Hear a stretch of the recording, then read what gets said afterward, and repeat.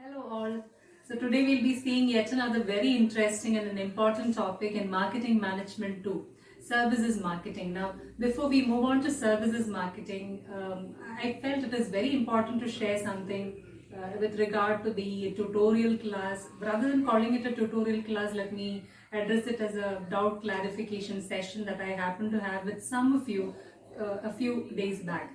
Now, out of the interactions, now amidst the class, during the interactions that I had with some of you, I felt there is a lot of a lot of anxiety, a lot of fear of doing something new, a lot of apprehension whether we are doing it right, are we comprehending things in the right way, are we at the right pace. There seem to be a lot of apprehensions, and I felt it is very important to address, and hence for that reason let me just take you back, remind you of a story which I'm sure you might have heard or read at some point of time.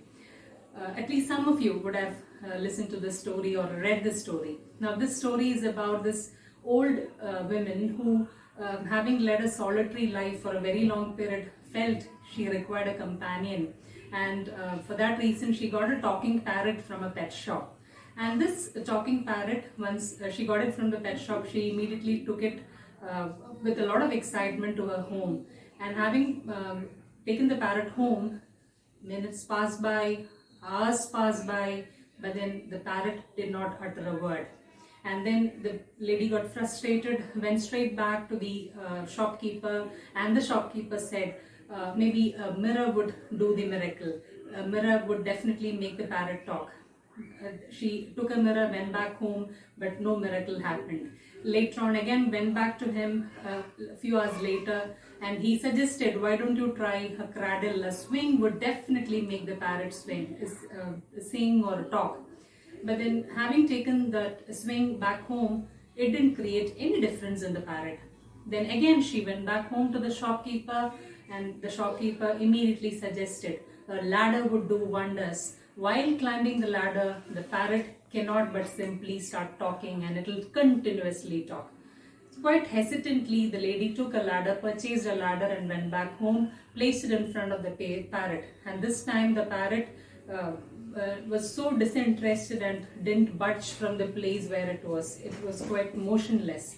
And seeing this, seeing the parrot do this, the lady got quite frustrated, depressed, and irate. She shouted at the parrot, why is it that you're not talking? Can't you see that I've got so many gifts for you just to hear you talk something?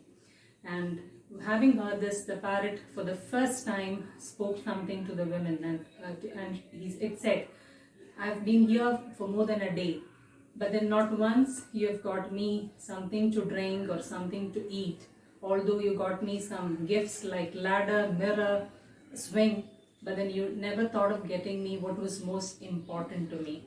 And with these last words, the parrot breathed its last. It died. It was no more. And the reason why I've shared this particular story, don't you think this story has got something to do with our attitude in our daily life?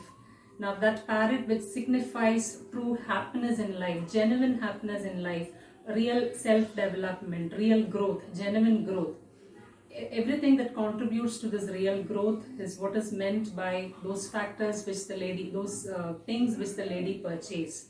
But many a times what happens is we feel this genuine happiness lies in maybe sleeping an extra late for some more hours of time, where we could have ideally used it for getting up early and then spending some time on a beautiful prayer to rejuvenate ourselves, or getting involved in some warm-up exercise which keeps us rejuvenated for the entire day. We are very happy and refreshed for the entire day.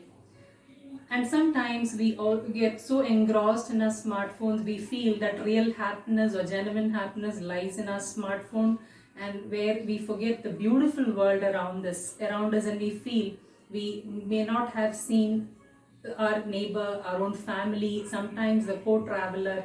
We have missed so much of beauty around us because we are engrossed in our smartphones.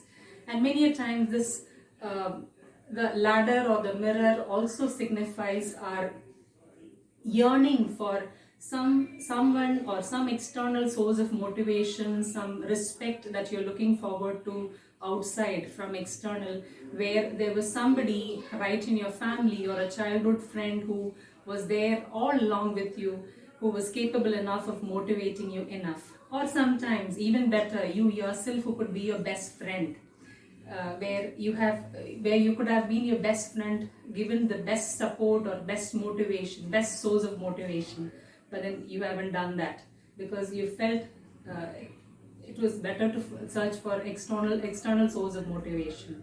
And sometimes we feel it is always better to be in our comfort zone, quite happy with our comfort zone.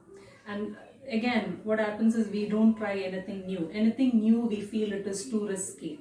And that has got something to do with our current scenario. This is an opportunity, as I have been mentioning. It is just a small suggestion from my part. This is one time where we could explore on new areas, new platforms of learning, learn to look at things from a different perspective. So let us set our attitude right, let us set our priorities right, have a lot of positive thoughts, and then I'm sure this is going to take us a long way ahead. And then let's leverage on the positive aspects that we have around us right now. Wishing you the very best. Let's start the class with a lot of positive thoughts, as I just mentioned. So the service marketing, in service marketing we will be seeing service marketing mix, and then service marketing triangle, serve-equal attributes, and the service gap model. These are the topics we are going to cover in today's class. Now, as we have seen in product decision, the service marketing mix also consists of 7 P's. And I have already told you in the last trimester that 7 P's, it has been extended from 4 P's to 7 P's, taking into consideration the service sector. So the 7 P's or the marketing mix components in the service sector include product, price, place, people, physical evidence, process, and promotion. So these are the 7 P's of service marketing mix. Now next we are seeing the service marketing triangle. Now in the service marketing triangle, as you see in the image, in the picture, there are 3 entities in the service marketing triangle, which comprises of the organization or the company itself, then the employees and the customers of the organization. Now there are 3 facets to the service marketing triangle, as you see in the picture, where the first facet is internal marketing. I repeat, internal marketing. The series of interactions the management or the organization would have with the employees constitute internal marketing. So an example which I could give you for internal marketing is every effort on the part of the organization to impart training, to help the employee understand the organizational culture or what the organizational objective is part of internal marketing. The second facet is the employees having got trained on how they should be imparting the service. Employees, there is always that moment of truth, that time, that moment when actual service delivery happens or when they have an interaction with the customer. So this particular phase is what is meant by interactive marketing, where employees are interacting with the customers. So interacting, I said it is a moment of truth. So that's the second facet. And the third facet being the customers being approached by the organization, where the organization is trying to interact with the public at large or the community at large. This happens through the external marketing communication. Now, an example of external marketing communication definitely is the advertisement.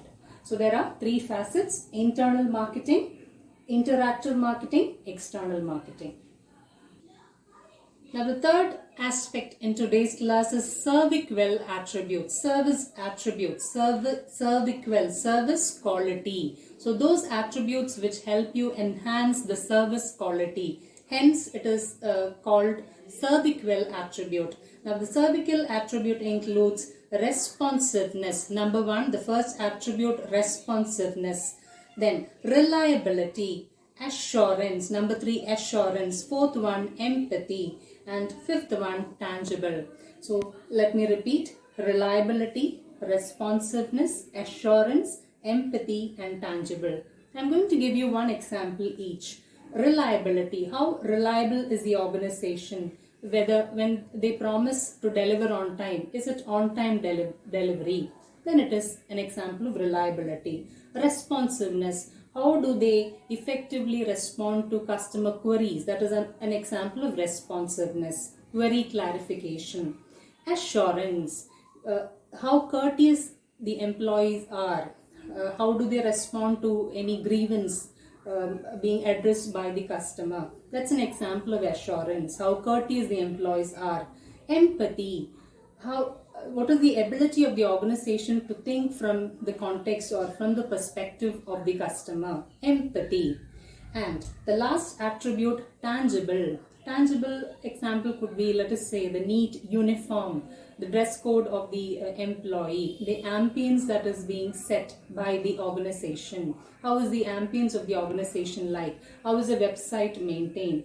All these are examples of tangibles. I hope the 5 cervical attributes are clear. And the last topic in today's class, service marketing, is the service gap model. Now, service gap model has been introduced by Sethamel Berry Parasuram in the year 1985, where they have identified there are 5 service gaps in the service quality, where gap 1 includes understanding of customer needs and what is the customer expectation and company's understanding of those needs. So the customer has got one expectation, whereas company's understanding of those needs are totally different. So that's gap 1. I repeat, the gap between customer expectation and how company has understood or how organization has understood that particular need. That is what is meant by gap 1. So this particular gap 1 is also called the knowledge gap or market research gap. Now, why does this market research gap happen? Because there hasn't been enough substantial effort from the part of the organization to conduct surveys and then understand what is the actual expectation of the customer like. Hence, it is called a knowledge gap or a market research gap, gap 1. Second, the gap 2. Gap 2 is a gap in understanding customer needs and then transforming them into service delivery policies or service delivery specifications. I can give you an example of this. Now, gap 2 we said is the gap between understanding the needs and how it is being transformed or converted into service delivery specifications. Now, absence of standardized procedures where each time the service is being imparted, there is a lack of standardization. That could be an example of gap 2. Hence, it is called a design gap. I repeat, gap 2 is also called a design gap. Now we move on to gap 3. Now, a gap between how the specifications are being made, how the specifications are set, and how it is actually being delivered to the customer. I repeat, how the specifications have been designed and then the gap between how it is being actually delivered to the customer. So naturally, who might be responsible for creating such a gap? It is definitely those point of contacts or employees who are directly interacting with the consumers and offering service. So gap 3 is also called the conformance gap, where naturally it is the employees, their lack of training, the lack of understanding as to how effectively the service can be delivered. So that's the third gap, conformance gap. Now moving to gap 4. Gap 4 is the gap between the actual service delivery and how the external communications are being made. So in advertisement there is a tall claim, but then that is not the reality. That is not how exactly the service is being delivered. Is an example of gap 4, which can be which can be addressed as communication gap, gap 4. And the last gap, gap 5, is the gap between the customer perception and the expectation. The perception and expectation, which amounts to the sum total of all the 4 gaps that we have just spoken about, which means in order to eliminate the last gap between perception and expectation, it is important to eliminate or eradicate gap 1, gap 2, gap 3 and gap 4. So these are the 5 different gaps in service gap model. So we have just seen the 5 different service gaps. Now we'll wind up the class by after I give you illustration for each of the gaps. Now service gap 1, what did we say service gap 1? What is the actual customer expectation and how company or the organization understand those needs. Now I'm going to give you an example of insurance product meant for retired professionals. Now, normally, what every organization, every insurance company thought, what a retired individual requires is a lump sum amount at the time of retirement, which would give them a lifetime security. But that is not how it usually works. What the American insurance company did, a company called Ameriprise, what they did is they conducted an extensive survey to understand what is it that these retired professionals really look forward to. And they were astonished, they were astounded to know these individuals were actually having big dreams. They wanted to travel across the world, they wanted to get back to education, they wanted to study something new, explore their interests. So the dreams were very big, and what they wanted was not a lump sum amount, but then an amount which reaches them at intermittent intervals whenever there is a need. So accordingly, having understood, out of this enlightenment they got on account of this survey, they refined their package and they offered a different set of services altogether, and thereby created a market share for themselves. They became pioneers in selling retired professionals insurance products. So this is gap 1. Now what did we say is gap 2? Gap 2 is understanding the gap between understanding the customer needs and how company meets the specification, or how the specifications are defined. Now I'm sure all of us would have at least hired a cab sometime in our life, like whether it is Uber or Ola, at some time we would have hired. And the initial time, those initial times when they were just entering into our markets, these cabs, they were new to us. I'm sure we would have witnessed that a negative experience we might have had, where there were drivers who were calling us if our pickup point is unfamiliar to them. They were calling us at intermittent intervals till the time they are able to reach the place and pick you up. And this has led to a lot of confusion and a lot of displeasure because of having got to receive calls at intermittent intervals. And this, they have rectified this particular problem by using the navigation system effectively, using the GPS effectively, and thereby within no time they are able to reach a particular pickup point or go to the destination without being effectively guided by the customer, thereby saving a lot of time and effort. So that is a positive experience which the customers had, and thereby they were able to reduce gap 2. Now next we move on to the service gap 3. What did we say is service gap 3? Service gap 3 is understanding the what is the service specification like and how it is actually being delivered. And we also said normally this particular gap occurs when there is some drawback in the way the services are being delivered by the employee. So a lack of training is an evident reason behind it. Now this becomes very challenging for organizations like McDonald's, KFC, where they are following this franchising system of business operation, and there, because they have different franchisees, how they maintain that uniformity, how do they ensure there is standard operating procedures, the level of service, the service quality that is being imparted is one and the same. So how do they ensure that? This is done by having SOP, standard operating procedures, giving effective training so that it is very clear to the franchisee as to how they should be functioning, how should the mode of functioning be like. So thereby trying to eliminate gap 3, the gap between the specification and how it is actually being delivered at the customer point. Now gap 4, what did we say is gap 4? How the service is being delivered and the gap between how the service is being delivered and what are the external communications being made.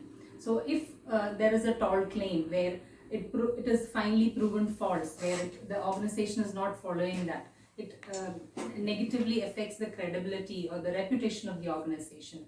Now, this holds true, especially in the case where the organization has got multiple branches, and there has to be a uniformity in the way the services are being delivered at every different branch. So there shouldn't be an opinion from the part of the customer that branch A is not doing that well as branch B. So it has to be uniform. So that's what is meant by gap 4.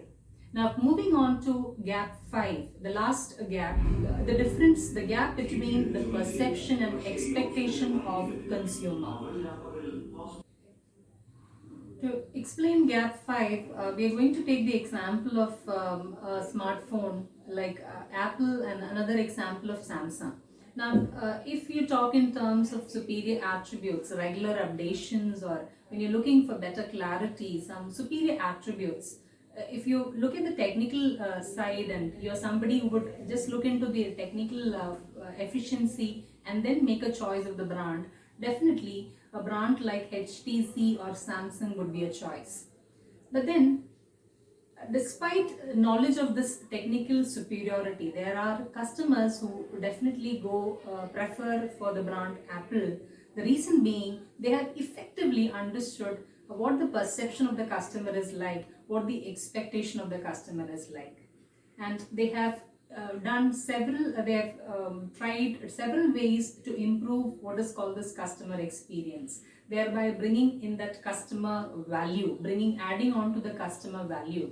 Now, I have read in some articles somewhere that Apple brand offers training to consumers. There are times when some sessions are being held on how consumers could effectively use the music softwares, how different attributes in the newly launched model could be effectively used. There are sessions to train consumers, thereby improving or enhancing the experience the consumer has with the brand altogether. It is overwhelming for them. So this is an example of gap 5.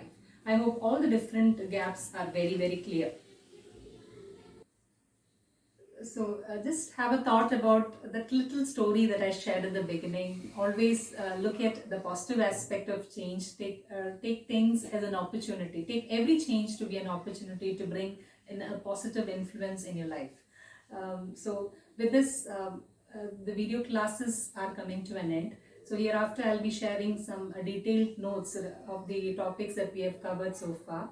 And any concept in the syllabus of marketing management 2, any concept you want me to give you another example, you want me to explain the concept again, I'll be getting back to you with audio enabled PPT. And then in case there is another session that is required, a separate session that is required, we can arrange for an online session like we had it 2 days back.